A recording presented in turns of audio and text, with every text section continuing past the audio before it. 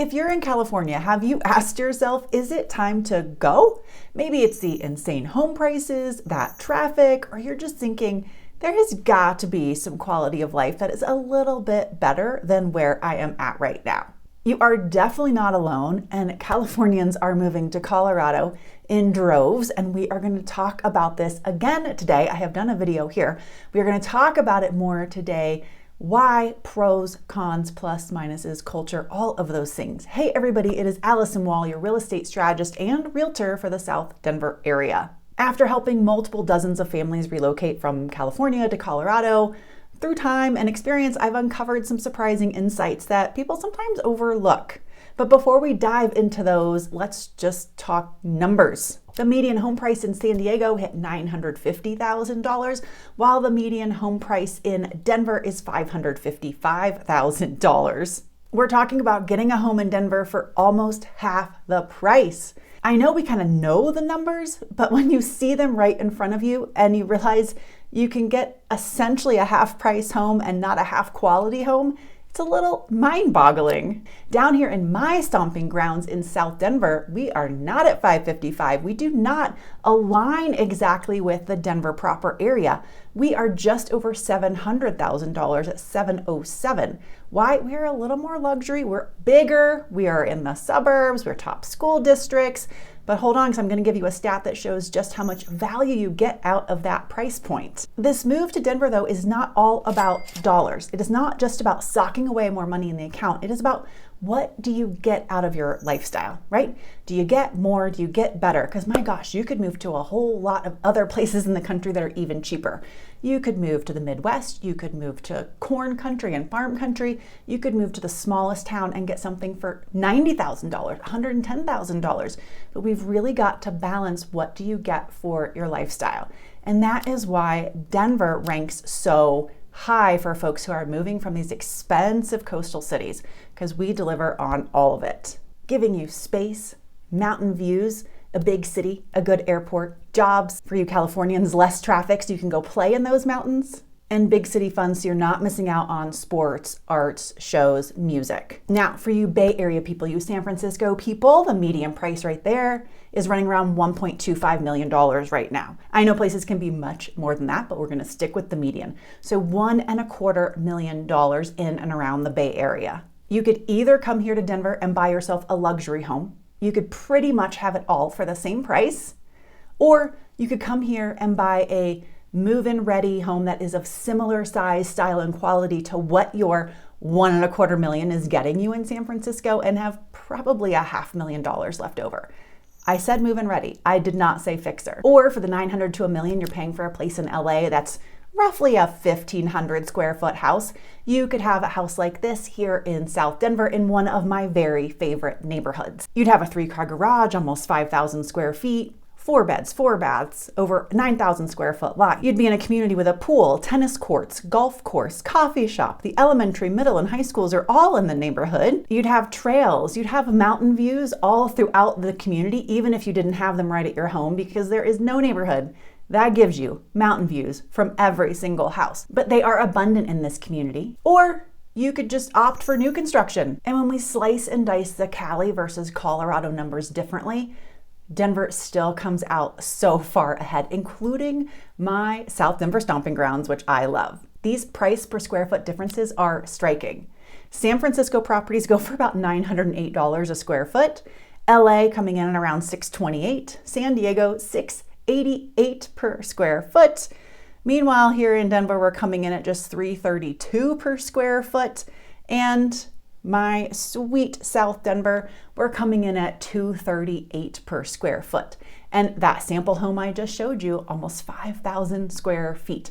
The homes are large. Now, not everyone wants a large home. You could go have a square in Denver, right? An old style home, almost 100 years old. You could absolutely have something like that. But a lot of people are trying to come here and give their kids more room, give their dogs more room. It's all about space for the dollar. And is absolutely an opportunity here where you have the access to trails and the good schools and the mountain views either out your house or right around the corner on the trails while you're out walking, biking, running, all of those things. And for most folks, that's what really matters, is home, the place where you are creating small moments, creating memories day in, day out. It's not that it has to be huge. It has to be a place that is comfortable, a place where you want to invite people in, a place where there's space to invite people in. And there is so much room for the dollar here to do that. So then the question begs, will you find your people? If you move and you leave California and come to Colorado, how is the vibe going to be? Are you going to find people you want to invite into your new, bigger home? So let's start diving into pros, cons, plus, minuses, what it's like to be here. I'll tell you, all of my Californian couples, clients, families who have been here for years that are just friends, love it here. They feel comfortable here. It feels like home away from home. There are a lot of native Californians who have moved to Colorado. There are fewer and fewer native Coloradans. They feel so comfortable here. It feels like surf culture or laid back culture, because the snowboarding culture is essentially surf culture here. It just feels very laid back, very be who you want to be. Just don't infringe on my culture. Don't step on me. You want to hang out. You want to throw cornhole. You want to have a beer. You want to go on a hike. Just let's hang out, and we can even talk ideas. Just don't get all up on me if you don't like mine most of the time. There are always people who are a-holes who aren't like that. They're everywhere. But for the most part, people are very chill and just want to be friends with you, want their kids to be friends with your kids, want to get out in the front and drink a beer, throw cornhole, hang out in the summer, are hanging out at 7 o'clock at night when the 90-degree temps are gone and it's so comfortable. It's very, very casually social here. And they say it feels just like being back in California. Now, I will say, there are a lot of people, particularly the older native Coloradans, who do not like Texans. They do not like Californians. They feel like the changes in our culture from being more of a right-leaning conservative state is due to all of the people moving in, and they don't take kindly to it. So as soon as you move here, get those plates changed. The snarky comments, they do come. I had one of my younger couples, I told them, I said, please change your plates as soon as you can. And it was especially during COVID, that influx of folks who could come in and buy cash and play in the competition wars for pricing. There was a lot of kind of rub and tension, but they were young, had a baby, and then they were here like 10 days and the tire blew out on her car. She stopped on the side of the road. For the longest time, no one even stopped to help. And then someone finally did, which was wonderful. It was an older gentleman. He did stop to help, credit, but the first words out of his mouth was a snarky comment about them being from California. And she was already stressed, crying baby, and she calls me and she was so just like, what is it? Do we make a mistake? People hate us. And I said, well, credit to him, he stopped, but get your plates changed, I am telling you. So that has died down a bit since the COVID influx and people's frustration, because locals were trying to buy homes and were getting bid out because of the cash that was pouring in from California. And there was just an abiding anger over it, I will tell you. So just know that that sits there, it's there. It was that way about Texas for the longest time because the oil and gas money came in and did the same thing. But once you're here and you're settled, it's comfortable, it's chill. People love it, I will tell you. And they love the easy access to the slopes. They love the music scene. They love going to Red Rocks. They love the school system. They like the fact that there's a easy freedom for their kids. You get into the right neighborhood and kids just kind of roam and ride their bikes out until the sun sets and play together, and you're not kind of locking them in your backyard or worried and they're off trampolining in someone's backyard and going having snacks over there.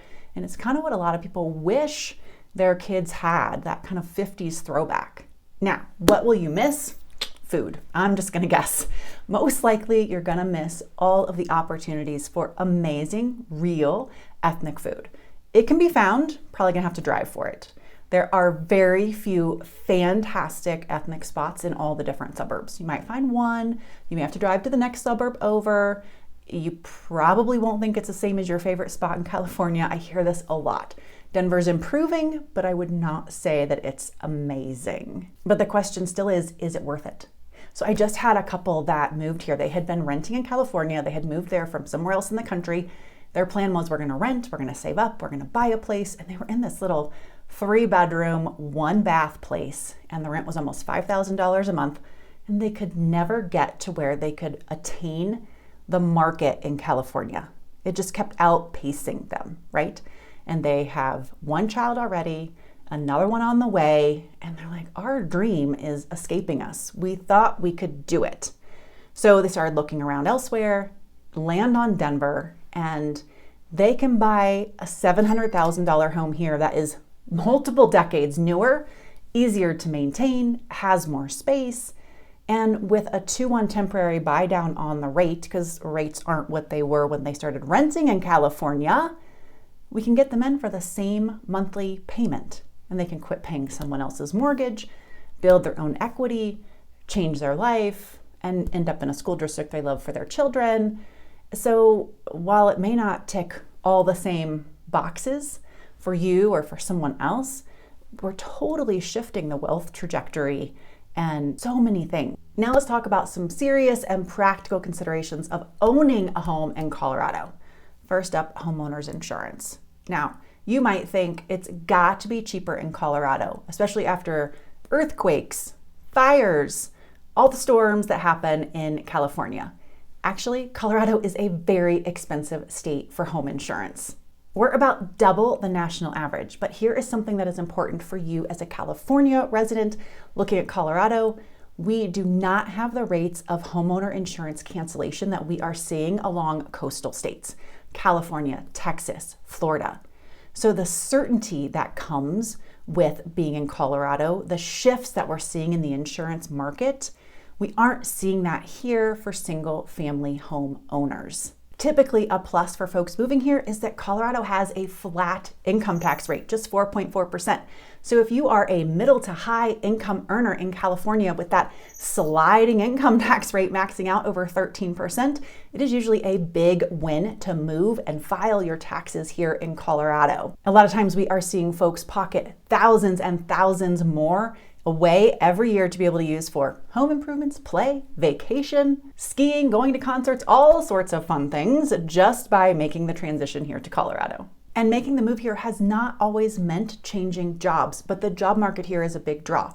So obviously the remote work piece has been a big plus. You keep your salary from California, which is always higher for cost of living. You relocate yourself here to Colorado. It is a win-win, especially you get here and you can pay our local tax rate. Always a double dip positive. But when you're looking at where you're going to relocate to, you have to look at the current job market. What if your company decides you have to have a back to office policy? What if you want to go for something different? You want to improve your position? What if you just have something that totally changes the path you want to go in and you want to look in your local job market? You don't want to be in a city, a market with weak job opportunity. Denver is diverse. We are no longer just oil and gas. We have finance, high tech opportunity, government adjacent, tourism. Everything that we have is so steeped with tech opportunity that we just see so many people wanting to move here and immerse themselves in our market. And if your creative juices haven't gotten flowing yet, we even have frontline workers that move here and work remotely. Firemen that go back and forth, policemen that go back and forth. And then while they're here, they're resting and networking so that when they retire from that, they are able to connect and start their next career here. One thing I know is it's never all about the parents, the jobs, the house. The kids are such an important part of this if you are a family. So education comes up as a top priority in my conversations with folks.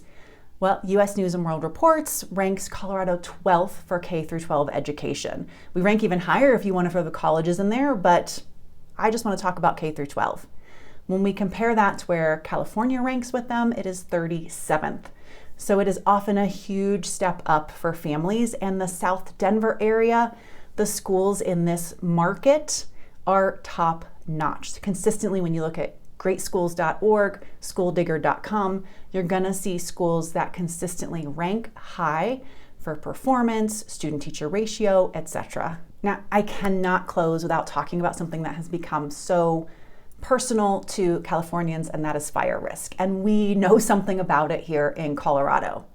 So let's talk about what our risk looks like, what your risk looks like, And would you want to trade one for the other? Essentially jumping out of the fire into the frying pan is what I would say. And the risk is certainly lower here. You can see on this map that we do not have the same intensity of fire risk that California does, at least for most areas. California is such a large state. We are a little bit more compact, and most of our people are living along one strip on the Front Range here. But the risk here is still lower than many of the population density areas for California, at least the folks we're seeing move here to the Front Range. Take out the earthquakes on top of that, and we just see a sense of stability, security, less financial risk.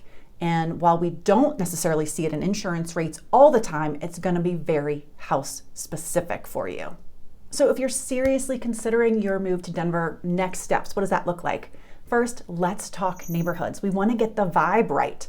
What part of town do you want to be in? What fits you? Budget, of course, is going to play in, but I really like to get at the heart of what you want your community to look like. The 4 walls and the roof, we generally can achieve in most places. Let's talk about the community and the people you want to connect with. Next, when do you want to buy? Talk about timing. Do you have a place to sell? Are you just renting? And then know that our market has seasonality. You'll get the best inventory and selection spring and early summer. If you want to buy off season and look for a deal, back half of the year, closer to winter, you're definitely going to be able to get a better set of negotiation going on with the seller. Third, when I connect with people who have bought or sold a home in California and they're coming here, they go, gosh, I didn't know that you did those inspections here. We don't. Your contract is shorter and different than the one in California. It's so litigious here. And we reassess our property taxes every 2 years, which is not how it's done in California. So I'm happy to connect on these and any other differences, questions you might have. If Denver and its mountain lifestyle is on your radar, please reach out. I would love to connect, and I will see y'all next week.